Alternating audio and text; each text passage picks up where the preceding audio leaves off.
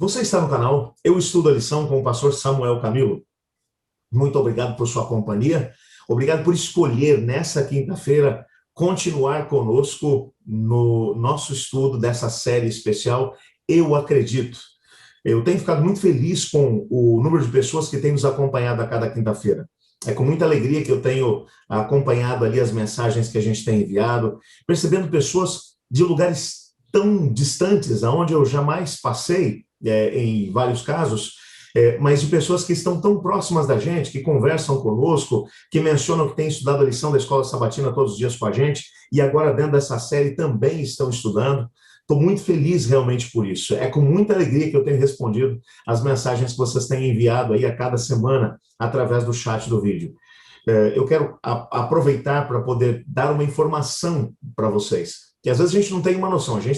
Eu estou agora falando com uma câmera, eu não sei quem é que está aí do outro lado me assistindo, mas às vezes é legal quando a gente tem uma noção do todo, né? Então, só para que você tenha a mesma alegria que eu tive essa semana, nós fizemos um levantamento. Eu não consigo fazer um levantamento a respeito do todo, de todas as pessoas que estão assistindo com a gente, mas só aqui em Santo Amaro, eu pastoreio duas igrejas, a igreja de Santo Amaro e a igreja de Jardim Prudência. Só dentro dessa comunidade da qual eu sou pastor, nós temos algo em torno de 87 pessoas que têm todas as quintas-feiras acompanhado o estudo bíblico junto conosco aqui nessa série que a gente está fazendo.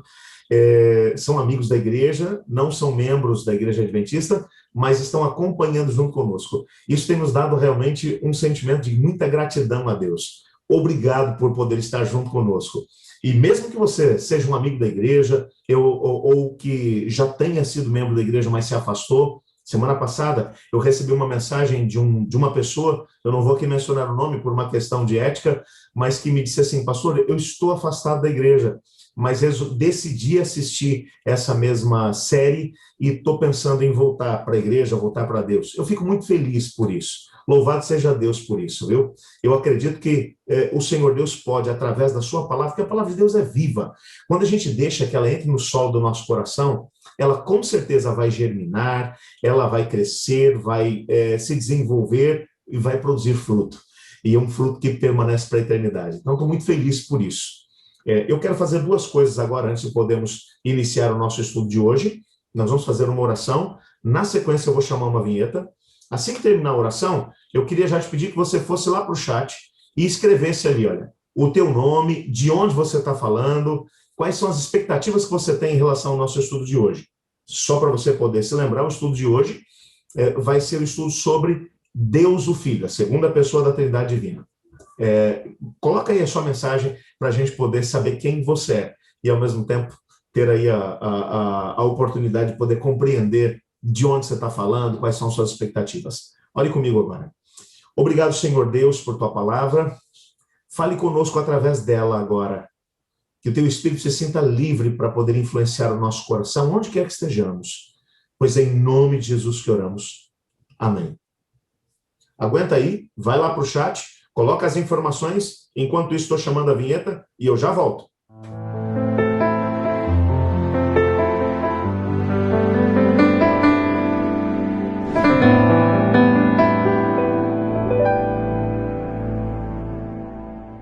E nós estamos de volta com a nossa série Eu Acredito, que é o nosso estudo das nossas 28 crenças fundamentais enquanto Igreja Adventista do Sétimo Dia. Você sabe que eu sou o pastor Samuel Camilo, é um prazer recebê-lo aqui nesse espaço virtual, que é, na verdade, a nossa sala de aula e, ao mesmo tempo, a nossa igreja. Aqui adoramos e aqui aprendemos. Muito obrigado pela sua companhia mais uma vez. Como mencionei agora há pouco, nós estamos estudando dentro do livro Nisto Cremos, que é um livro que foi produzido pelos teólogos da Igreja Adventista do Sétimo Dia, onde foram registrados nesses livros, ou nesse livro, aquilo que são as nossas 28 crenças fundamentais, a nossa base de crenças, ok? Hoje, nós estamos estudando a crença número 4, dentro de um bloco de crenças, que é a doutrina de Deus. Nesse bloco de crenças já estudamos sobre a Bíblia Sagrada, estudamos sobre a Trindade Divina, estudamos na semana passada sobre Deus Pai, hoje estudaremos sobre Deus Filho, e na semana que vem sobre Deus o Espírito Santo. Então, terminaremos esse bloco e começaremos um novo bloco de estudos, tá legal? Bom, mas para já, hoje, estudaremos sobre Deus Filho. Você já sabe que cada estudo que fazemos, nós começamos com um resumo da crença. E hoje, a crença número 4, ela vai aparecer, o resumo vai aparecer na página 48 do livro Nisto Cremos, sobre a doutrina de Deus Filho. O texto diz assim: Deus, o Filho Eterno, encarnou-se como Jesus Cristo, por meio dele foram criadas todas as coisas e é revelado o caráter de Deus, efetuada a salvação da humanidade e julgado o mundo. Sendo para sempre verdadeiramente Deus, ele se tornou também verdadeiramente humano. Jesus, o Cristo, foi concebido pelo Espírito Santo e nasceu da Virgem Maria. Viveu e experimentou a tentação como ser humano, mas exemplificou perfeitamente a justiça e o amor de Deus. Por seus milagres manifestou o poder de Deus e atestou que era o Messias prometido por Deus. Sofreu e morreu voluntariamente na cruz por nossos pecados e em nosso lugar. Foi ressuscitado dentre os mortos e ascendeu ao céu para ministrar no santuário celestial em nosso favor. Virá outra vez em glória para o livramento final do seu povo e a restauração de todas as coisas. Eu sei que aqui tem muita informação, eu sei que aqui tem muita coisa, mas isso é o resumo daquilo que a gente vai ver hoje. Há tanta informação aqui, mas eu queria que você entendesse o seguinte: nós aqui valorizamos a palavra de Deus, a Bíblia. O que é importante para nós é o que a Bíblia fala.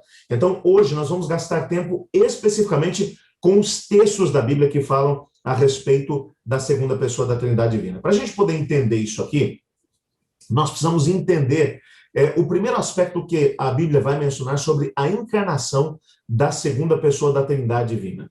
Certamente que a Bíblia ela dedica maior destaque ao assunto da salvação do homem. É claro, o ser humano envolvido em pecado estava destinado à morte eterna, e por isso a Bíblia vai mostrar qual é o caminho da salvação para o pecador. Mas como nós vamos estudar mais amplamente esse assunto mais tarde, hoje eu quero estudar sobre a divindade e ao mesmo tempo sobre a humanidade de Cristo.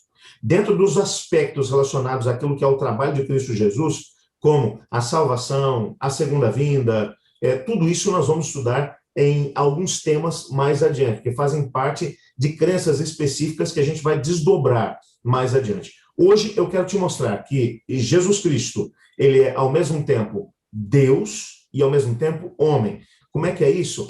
Eu não pretendo hoje esgotar o tema, até porque tentar entender um tema como esse é como tentar pegar o oceano inteiro e colocar dentro de um baldinho. É impossível. Nossa cabeça é muito pequena para poder compreender tudo que está aqui. Mas, à luz daquilo que foi revelado, nós podemos compreender algumas coisas a respeito desse assunto. É por isso que lá no próprio livro Nisto Cremos, na página 56, há um parágrafo que vai dizer assim, ó: o Criador dos mundos, aquele em quem habita a plenitude da divindade, veio a se tornar um indefeso bebê na manjedoura, infinitamente superior a qualquer dos anjos, igual ao Pai em dignidade e glória, e ainda assim ele condescendeu em vestir a roupagem da humanidade. Eu fiquei realmente impressionado com esse parágrafo. Algumas coisas que vão aparecer aqui.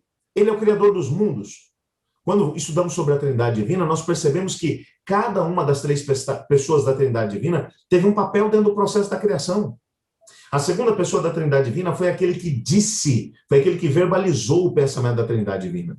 Então, ele é o Criador dos mundos. Nele habita toda a plenitude da divindade. Ele é igual em poder e glória, em caráter com o Pai e com o Espírito Santo. Mas ainda assim, ele nasceu numa manjedoura, ele se tornou verdadeiramente um de nós, misturou o seu DNA divino com o DNA humano, da Maria, uma menina que viveu há 2000 anos atrás, lá na cidade de Nazaré. Como é que isso aconteceu? Bom, a gente vai tentar dar aqui alguns lampejos. Eu sei que com o nosso estudo nós vamos conseguir atingir talvez a pontinha do iceberg, mas existe uma infinidade de temas para poderem ser compreendidos dentro desse assunto. Tema esse que nós vamos estudar durante a eternidade e talvez não conseguiremos esgotar todos os detalhes a respeito da encarnação de Cristo Jesus. Mas vamos tentar crescer aqui dentro do nosso estudo. Vamos tentar começar entendendo a segunda pessoa da Trindade Divina como o Messias. O Antigo Testamento traz uma série de profecias a respeito da vinda do Messias. O termo Messias é um termo hebraico que significa ungido, aquele que viria para poder assumir o lugar do pecador para que ele pudesse alcançar a vida eterna. Nessas profecias, nós percebemos não apenas um conjunto de informações sobre onde ele nasceria, como viveria, que tipo de circunstâncias difíceis ele enfrentaria durante a sua vida aqui na Terra, como, por exemplo, como ele morreria, mas também algumas declarações que atestam que ele seria 100% divino. Vamos dar uma olhada na divindade do Messias, do ungido. Aliás, só uma curiosidade, a palavra Cristo vem do grego Christos, que significa ungido. Portanto, a mesma palavra que em hebraico é Messias ou Messiah, o Messias, que é ungido, a transliteração para o grego, para a linguagem grega, que foi a linguagem que foi escrita no Novo Testamento, é a palavra Cristo, é o ungido, o Messias. O Antigo Testamento vai apresentar o Messias como sendo 100% Deus. Eu quero começar com esse texto de Miqueias, capítulo 5, verso 2. Veja o que Miqueias está dizendo aqui nesse texto. É um texto muito rico. Ele vai dizer: e você, Belém Efrata, que é pequena demais para figurar como grupo de milhares de Judá, de você sairá aquele que há de reinar em Israel, e cujas origens são desde os tempos antigos, desde os dias da eternidade. Esse texto é muito rico. Ele começa dizendo aonde Jesus nasceria. E eu quero só te lembrar que Miqueias, ele escreveu pelo menos algo em torno de 700 a 800 anos antes do nascimento de Cristo Jesus. Com tanto tempo assim, de antecedência, Miqueias, movido pelo Espírito Santo de Deus, vai dizer que ele nasceria em Belém Efrata, que era uma cidade pequena demais para figurar entre as grandes cidades de Judá. Judá está ao sul de Israel, ou estava ao sul de Israel, próximo de onde hoje está Jerusalém. Ele vai dizer: de você vai sair aquele que há de reinar em Israel, cujas origens são desde os tempos antigos, desde os dias da eternidade. Ou seja, esse que viria, que seria o Messias, não seria alguém que teria a sua existência contando a partir do momento do seu nascimento. Ele já existiria desde os tempos da eternidade. Eternidade é um troço que é muito complicado para nós, seres humanos, podermos entender, já que nós temos, a nossa existência tem começo, meio e fim. A segunda pessoa da Trindade Divina, ela é mencionada por Miqueias como alguém que já vivia desde os tempos da eternidade. Ele não teve origem há 2000 anos atrás. Há 2000 anos atrás aconteceu a sua encarnação. Vamos dar uma olhada em Isaías, o que fala sobre o assunto, no capítulo 9, verso 6. Ele diz: porque um menino nos nasceu, um filho se nos deu, o governo está sobre os seus ombros, o seu nome será Maravilhoso Conselheiro, Deus Forte, Pai da Eternidade, Príncipe da Paz. Essa é uma profecia messiânica, é claro. Isaías aqui está falando sobre o Messias que viria. Ele está dizendo: um menino nos nasceu, um filho se nos deu. Ele está mencionando aqui que o Messias não viria grande, como algumas pessoas acreditavam, que ele viria simplesmente como um rei que viria do céu e que apareceria do nada. Não, ele aqui está dizendo, ele nasceria como um menino, ok? Como um filho que viria, mas o governo estaria sobre seus ombros. Ele viria para poder governar, não apenas Israel, mas toda a humanidade. O seu nome será Maravilhoso Conselheiro, Deus Forte. Isso aqui você tem que levar em consideração. O nome no antigo Israel, ele representava o caráter da pessoa que o levava. Então ele seria considerado Deus Forte, ele seria considerado Pai da Eternidade e Príncipe da Paz. Todos esses nomes mostram que Cristo Jesus, aquele que foi encarnado na criança de Belém da Judéia, que cresceu lá em Nazaré, que ele teria uma existência anterior à sua encarnação, que ele seria Deus Forte, que ele seria o Pai da Eternidade. Esses títulos mostram que ele seria realmente alguém com uma existência anterior. Isaías ainda vai dizer, no capítulo 7, verso 14, o seguinte: portanto, o Senhor mesmo lhes dará um sinal. Eis que a virgem conceberá e dará à luz um filho, e lhe chamará Emanuel. Há muita coisa aqui nesse texto. Todos esses textos são textos que cada um deles daria para poder fazer uma palestra só sobre eles. Então, nós estamos aqui só dando alguns lampejos sobre ele. Esse texto é a profecia do tipo de nascimento que Jesus teria. Ele nasceria de uma virgem, uma mulher que ainda não teria tido relações com nenhum ser humano. Ela ficaria grávida de forma sobrenatural. Por quê? Porque se Cristo Jesus, ele já existia antes da encarnação, ele não poderia, sua existência não poderia ter início através de uma relação sexual entre um homem e uma mulher. A sua concepção não foi o início da sua existência, mas foi apenas o momento em que ele assumiu a humanidade. Ele já tinha uma existência eterna. E como é que eu sei disso? Porque o nome que foi dado a ele, que é Emanuel, significa Deus conosco. E como já mencionei, os nomes no Antigo Testamento, eles representavam aquilo que a pessoa era, ou qual era a característica da pessoa. E quando ele se chamasse Emanuel, significaria que ele seria Deus e estaria conosco. É essa a ideia. Essa mesma profecia depois vai ser mencionada por Mateus como tendo cumprimento no nascimento de Cristo Jesus. Vamos dar uma olhadinha também na divindade de Cristo no Novo Testamento, tá ok? Cristo é apresentado como onipotente no Novo Testamento. Isso aqui é importante que você entenda. Mateus 28, versos 8 vai dizer: Jesus aproximou-se e falou-lhes dizendo: toda a autoridade me foi dada no céu e na terra. Esse texto é importante demais. Jesus aqui está dizendo, lembra que quando nós estamos sobre a Trindade Divina, nós vimos quais são as características de Deus, desse Deus triuno, do Pai, do Filho e do Espírito Santo, características que são únicas dele. A onipotência é uma característica que é exclusiva de Deus, só ele pode todas as coisas. E Jesus aqui vai dizer: toda a autoridade me foi dada no céu e na terra. Essa frase vai demonstrar que Jesus tem todo o poder no céu e na terra. Ou seja, ele pode fazer o que ele quiser, tanto no céu, ou no restante do universo, como também aqui na terra. Portanto, a sua onipotência é atestada aqui em Mateus capítulo 28, verso 18. Ele também é apresentado como onisciente, como aquele que sabe todas as coisas. Veja Colossenses 2:3. Nele estão escondidos todos os tesouros da sabedoria e do conhecimento. Esse texto aqui é tremendo.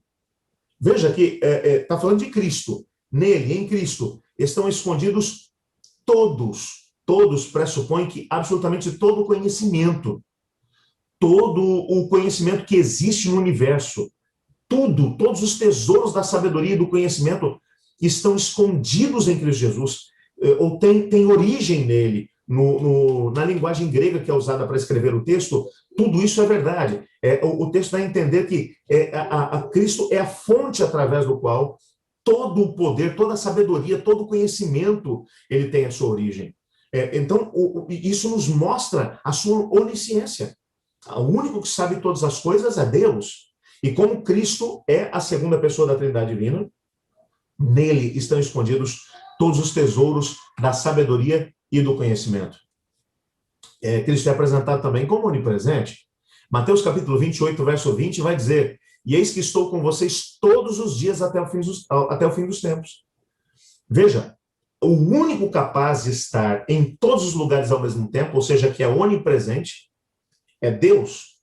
Como Cristo Jesus é a segunda pessoa da Trindade Divina, logo depois da encarnação ele prometeu aos discípulos: e eis que estou com vocês todos os dias até o fim dos tempos. Não vou abandoná-los. Ainda assim, ele subiu ao céu. Então, ele sobe ao céu, mas ainda assim promete que estaria com seus discípulos todos os dias até o fim dos tempos. Cristo, ele também é apresentado no Novo Testamento como o Verbo Divino. O texto é João capítulo 1, verso 1. No princípio era o Verbo estava com Deus, o Verbo era Deus. Esse texto aqui é muito importante e básico para poder atestar a questão da divindade de Cristo. Quando você vai analisar o Evangelho de João, João está tentando mostrar no seu Evangelho que Jesus Cristo é 100% Deus e ao mesmo tempo é 100% homem.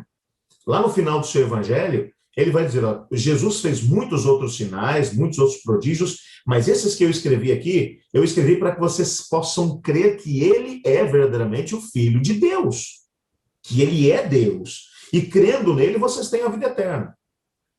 Então ele abre o seu livro dizendo: no princípio Aqui, esse versículo, ele tem paralelo com Gênesis capítulo 1. Lembra de Gênesis capítulo 1, versículo 1, quando nós lemos, estudamos sobre a Trindade divina e esse Deus triuno como Deus criador? Gênesis 1 diz, no princípio criou Deus o céu e a terra.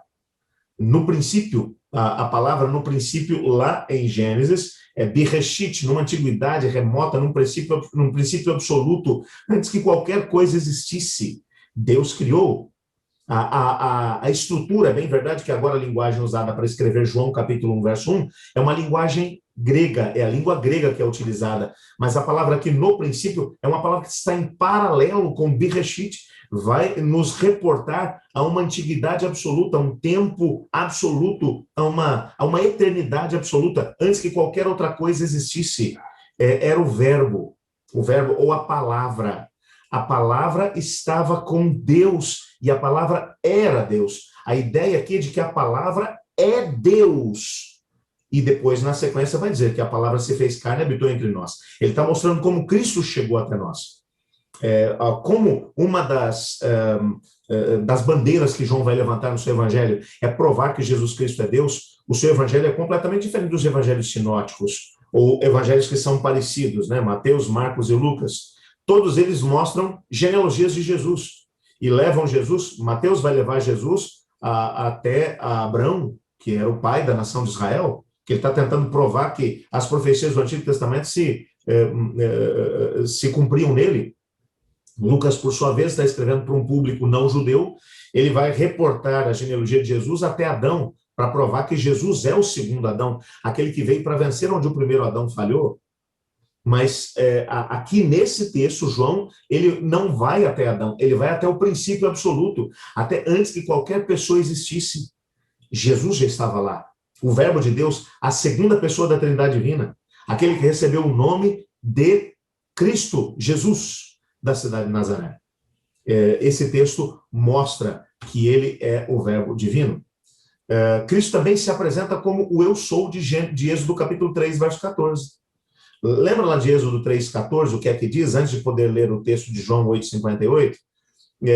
Êxodo 3,14, Moisés está apacentando as ovelhas do seu sogro Jetro, uma delas se desgarra, ele sobe o monte para poder procurar essa ovelha desgarrada, e ele vê uma sarça, um arbusto que está pegando fogo, mas que não se consome. E do meio do arbusto vem uma voz que diz, tira as sandálias dos seus pés, porque o lugar que você está pisando é terra santa. Moisés fica apavorado porque percebe que é Deus quem está ali, e no meio do diálogo ele pergunta o nome de Deus, e Deus se apresenta como o Yahweh, ou aquele que é o que é. Eu sou o que sou, é a tradução literal de Yahweh ou Yahvé, Jeová. E Jesus, em João 8,58, ele vai usar essa expressão para poder explicar quem ele é. Jesus respondeu, em verdade lhes digo, que antes que Abraão existisse, eu sou. Esse texto aqui é importante porque no português nós perdemos um pouco daquilo que é a linguagem que foi usada por Jesus Cristo. Mas o fato é que quando ele vai dizer que ele vai se apresentar como eu sou, ele está usando exatamente o nome de Deus, o nome santo, eterno de Deus, Yahweh, ou o tetragrama, Yahweh, Yahvé, Jeová. Tanto que, se você ler o capítulo 8 termina com os indivíduos tentando apedrejar Jesus, porque ele tinha dito que ele era Deus. Ele se apresenta como o mesmo que apareceu a Moisés na sarça ardente. Então, nós precisamos aqui compreender que Jesus Cristo, ele é o Deus, ou faz parte da Trindade divina. Ele é a segunda pessoa da Trindade divina que se apresentou a Moisés na sarça ardente. Cristo, ele se apresenta também como alguém que é um com o Pai. Olha, João capítulo 10, verso 30. Eu e o Pai somos um. Essa ideia de paternidade no Antigo Testamento, quando você queria dizer que uma pessoa era exatamente igual ao outro, você dizia, esse é filho daquele. O filho é sempre igual em natureza e em importância ao seu pai. E por isso, quando Jesus dizia que Deus era o seu pai, isso deixava os líderes religiosos muito, mas muito nervosos. Uma das acusações que fizeram contra ele quando ele foi julgado na quinta-feira à noite, diante do Sinédrio, é que ele dizia que Deus era seu pai. Por que eles estavam tão nervosos com uma coisa como essa? Porque dizer que Deus era o seu pai significava que ele era divino. Era isso que ele estava dizendo. Portanto, ele e o pai são um. Não é que eles são a mesma pessoa. É que, assim como existe, como nós estudamos lá na Trindade Divina, assim como existe uma ligação íntima entre essas três pessoas, elas têm personalidades diferentes, elas têm funções diferentes, mas são iguais em importância, em caráter e em poder. Ok? Isso aqui é importante para a gente, para podermos compreender.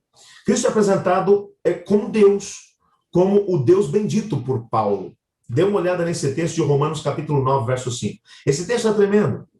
Deles são os patriarcas e também deles descende o Cristo, segundo a carne, o qual é sobre todos, Deus bendito para sempre. Amém.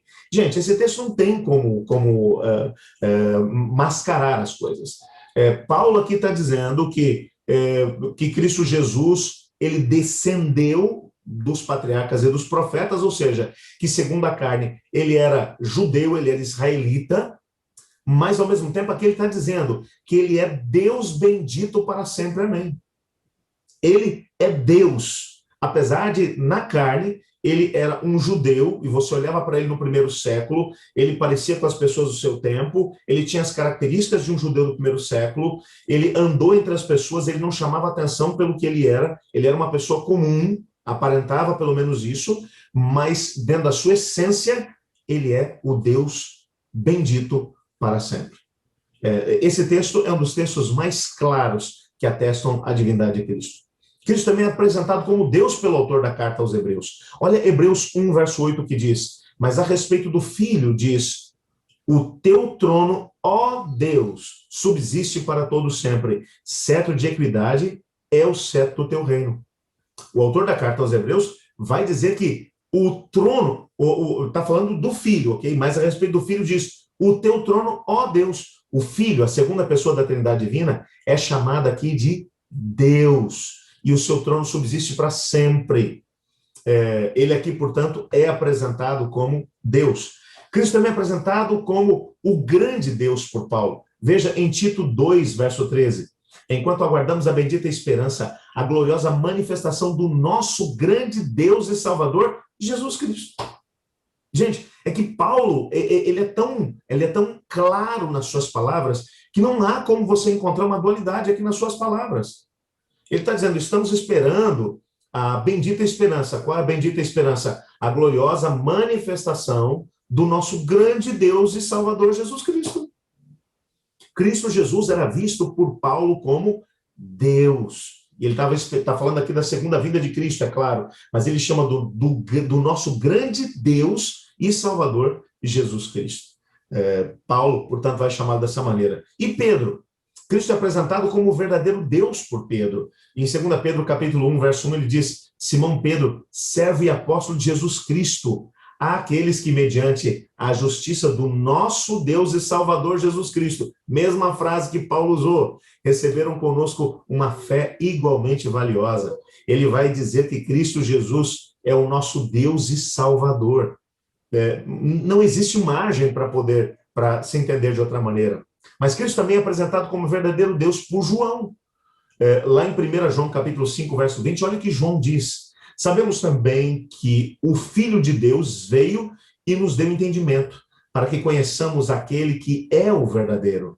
E nós estamos naquele que é o verdadeiro, e em seu Filho Jesus Cristo. Esse é o verdadeiro Deus e a vida eterna. Ele faz um jogo de palavras aqui. Ele está dizendo que nós sabemos quem é o Filho de Deus. Ele viu o Filho de Deus. Ele está mencionando que ele foi uma testemunha disso tudo. E que ele é o verdadeiro. E que ele é o verdadeiro Deus, na verdade. E a vida eterna está nele. Cristo Jesus é apresentado como alguém que possui toda a plenitude da divindade. Paulo vai falar sobre isso em Colossenses 2:9. Esse texto é um texto fantástico. Pois em Cristo habita corporalmente toda a plenitude da divindade. Gente, há um texto que seja mais claro e evidente do que esse? pois em Cristo habita corporalmente toda a plenitude da divindade. Ou seja, Deus está em Cristo Jesus. Deus, ou Cristo Jesus, é verdadeiramente Deus. A divindade habita corporalmente nele.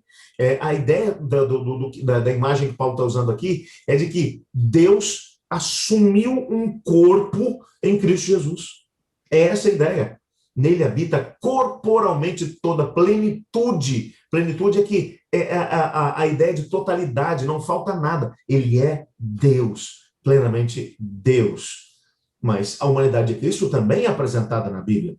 Cristo possui carne e sangue. Ele não apenas aparentava ser um ser humano, ele era um ser humano. Hebreus 2,14 diz: portanto, visto que os filhos são pessoas de carne e sangue, ele, Cristo Jesus, também participou dessa condição humana para que por sua morte derrotasse aquele que tem o poder da morte, isso é, o diabo. Ele, portanto, participou da carne e sangue. Gente, não tem um jeito de eu poder dizer para você assim, olha, nós vamos compreender plenamente como é que isso aconteceu. É um mistério tão grande isso. Você pegar esse Deus que, através da sua palavra, fez com que os planetas, as galáxias, os sistemas solares, o nosso planeta, cada coisa que aqui existe, tivesse lugar através da sua palavra, como esse Deus conseguiu pegar o corpo de um ser criado e misturar o corpo desse ser criado com a sua própria natureza, só um Deus que é todo-poderoso poderia fazer uma coisa como essa. Mas o fato é que o autor da carta dos Hebreus vai dizer que ele era plenamente humano, tinha carne e sangue. Cristo, por exemplo, sentia fome. Mateus 4, verso 2 vai dizer, e depois de jejuar 40 dias e 40 noites, teve fome. Teve fome.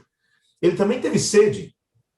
João capítulo 19, verso 28 vai dizer, mais tarde, sabendo então que tudo estava concluído, para que as escrituras se cumprissem, disse, tenho sede. Esse é o episódio que é a descrição da cruz. Ele também teve sede. Ele sentia cansaço. João capítulo 4, verso 6 diz, havia ali o poço de Jacó. Jesus, cansado da viagem, sentou-se à beira do poço. Isso se deu por volta do meio-dia. Jesus também se cansava. Por quê? Porque ele era um ser humano, como eu e você. Ele também sentia sono. Mateus 8, 24. De repente, uma violenta tempestade abateu-se sobre o mar, de forma que as ondas inundavam o barco. Jesus, porém, dormia. Jesus também sentia sono. Portanto, nessa perspectiva, precisamos compreender que a Bíblia vai atestar as duas naturezas de Cristo Jesus. Há um parágrafo aqui, no livro Nisto Cremos, que nos ajuda a compreender isso, na página 67. Quando Cristo entrou no mundo, um corpo lhe havia sido preparado, Hebreus 10, verso 5. Quando assumiu a humanidade, sua divindade foi revestida dessa humanidade. Isso não foi conseguido mediante a transformação da humanidade em divindade, ou da divindade em humanidade. Ele não saiu de si próprio para assumir outra natureza, mas assumiu em si próprio a humanidade. Portanto, divindade e humanidade se combinam em Cristo Jesus. Ou seja, o texto aqui está deixando claro para a gente que em Cristo Jesus nós temos alguém que é único, ok? Em todo o universo não há outra pessoa como ele, nem mesmo dentro da Trindade Divina. Porque o Pai é 100% Deus, o Espírito Santo é 100% Deus. A segunda pessoa da Trindade Divina é 100% Deus, mas ele é o único que também é 100% homem. Ele não excluiu nada da sua divindade para poder assumir a humanidade. Depois da ressurreição, inclusive, ele apareceu aos discípulos e apareceu em carne e osso. Aliás, ele se sentou com eles, ele comeu com eles, perguntou o que eles tinham para poder comer, eles disseram, temos aqui um pouco de peixe, temos aqui mel. Ele comeu o peixe, comeu o mel, junto com eles. Eles venham, toquem nas minhas mãos, nas minhas feridas, vejam que sou eu. Tomé, que havia dito que não acreditaria se não tocasse, Jesus aparece para eles e diz, Tomé, vem aqui, toque nas minhas mãos, no meu lado, na minha fronte, veja que sou eu. Seja crédulo e não incrédulo. E então Tomé vai dizer, Senhor meu e Deus meu.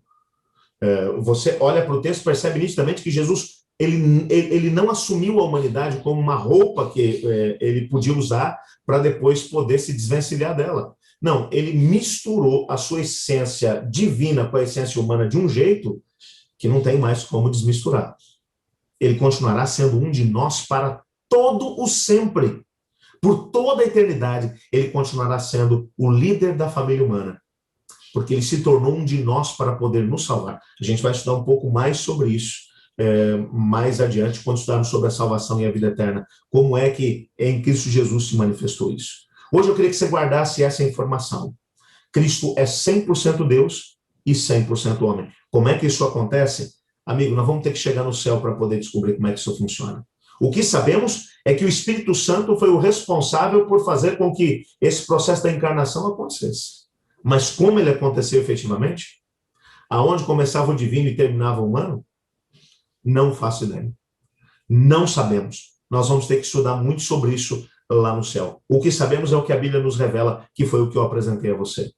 Agora, o que mais me impressiona é que todo esse processo da encarnação de Cristo Jesus, ele sendo Deus, tornando-se um de nós, só foi feito por amor a cada um de nós. Para que a humanidade que estava perdida longe dele pudesse ser alcançada e resgatada por ele mesmo. Eu gostaria hoje de orar agradecendo a Deus por esse presente maravilhoso que foi dado à Terra. Cristo foi dado à humanidade e nunca mais será retirado da humanidade. Eu queria orar agradecendo a Deus por isso. Você não quer fazer isso comigo agora? Ore comigo.